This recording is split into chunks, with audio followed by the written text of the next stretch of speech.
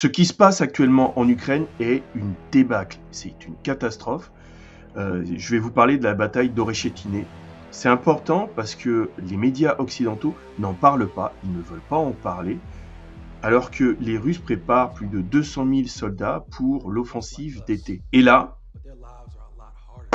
rien qui se passe. Je vais vous expliquer pourquoi c'est important. Parce que si vous voyez la percée des Russes, enfin c'est un peu plus loin qu'Advika, c'est juste incroyable. Donc on va regarder ça ensemble, ce sera très court.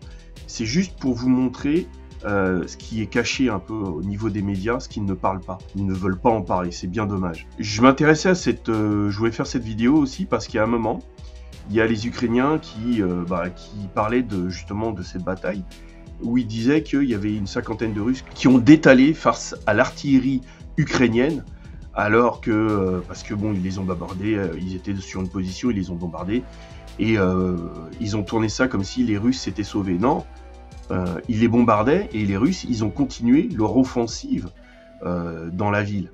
Ils sont entrés plus loin dans la ville, ils sont pas restés sur place, ils sont pas retournés d'où ils venaient, au contraire.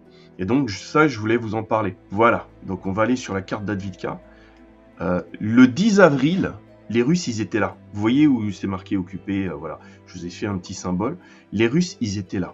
Ils n'étaient pas plus loin. Et je pense qu'il y a des unités de reconnaissance qui ont dû montrer qu'entre Novo-Kalinov et Berdichy, il y avait moyen de faire un petit truc.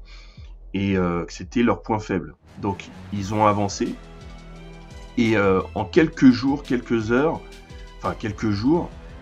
ils ont réussi à s'avancer jusqu'à Ocheretine. Et faut savoir qu'Ocheretine, c'est là où il y a, c'est un hub logistique pour eux. Il y a des munitions, des réserves humaines, des fournitures. Et je pense qu'ils ne s'attendaient pas à ce que les Russes attaquent à ce niveau-là. Et donc les Russes ont réussi à prendre la ville. Et ensuite, ils ont pris Tika, pardon. Ensuite, ils ont pris cette ville et ils continuent leur percée. Ce qui est intéressant, c'est qu'ici, il y avait la 115e brigade d'infanterie mécanisée ukrainienne, unité formée par l'OTAN. Ils ont détalé, ils n'ont pas tenu le coup. C'est une unité aussi qui avait dû combattre à Advika. Et ils se sont sauvés, littéralement. C'était une catastrophe. Et là, en fait, les Russes, ce qu'il leur reste à faire, c'est soit faire un double enveloppement pour en finir avec cette zone, soit faire un enveloppement pour aider à prendre cette zone-là. Je pensais pas que les Russes étaient capables d'avancer aussi vite. Voilà, en fait, c'est ça.